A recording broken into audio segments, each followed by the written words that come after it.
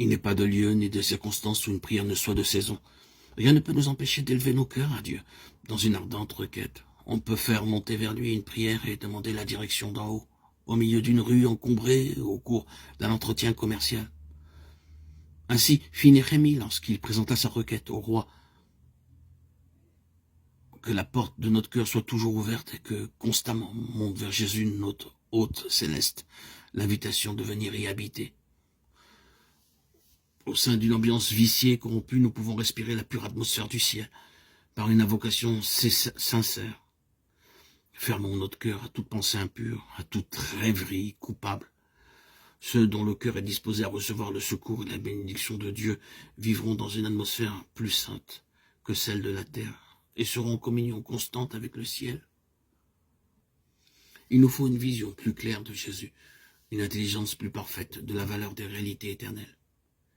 Il faut que la beauté de la sainteté remplisse le cœur des enfants de Dieu. Pour cela, demandons à l'auteur de toute sagesse de nous dévoiler les choses divines. Élevons nos âmes vers les hauteurs où l'on respire l'atmosphère du ciel. Vivons si près de Dieu qu'à chaque épreuve inattendue, nos pensées se tournent vers lui, aussi naturellement que la fleur vers le soleil. Placez constamment devant Dieu vos besoins, vos joies, vos tristesses, vos soucis et vos craintes. Vous ne le fatiguerez pas, vous ne pourrez jamais le lasser. Ce qui compte, les cheveux de votre tête, n'est pas indifférent aux besoins de ses enfants. Le Seigneur est plein de miséricorde et de compassion. Jacques 5, 11. Son cœur est touché par nos douleurs et par le récit même que nous lui en faisons. Apportez-lui tous vos sujets de préoccupation. Rien n'est trop lourd pour celui qui soutient les mondes et dirige l'univers. Rien de ce qui touche à notre paix ne lui est indifférent.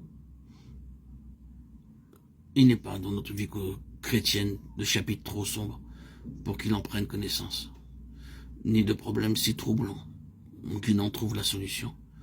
Nulle calamité ne fonce sur le moindre de ses enfants, nulle angoisse ne torture son âme, nulle joie ne le ranime, nulle prière sincère ne monte de ses lèvres sans que notre Père Céleste y soit attentif et y prenne un intérêt immédiat.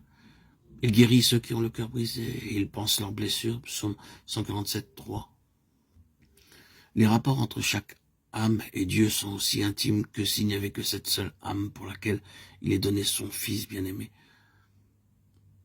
Jésus dit, en ce jour vous demanderez en mon nom, et je ne vous dis pas que je prierai le Père pour vous, car le Père lui-même vous aime. Je vous ai choisi afin que ce que vous demanderez au Père en mon nom, il vous le donne. Jean 16, 26, 27, 15, 16.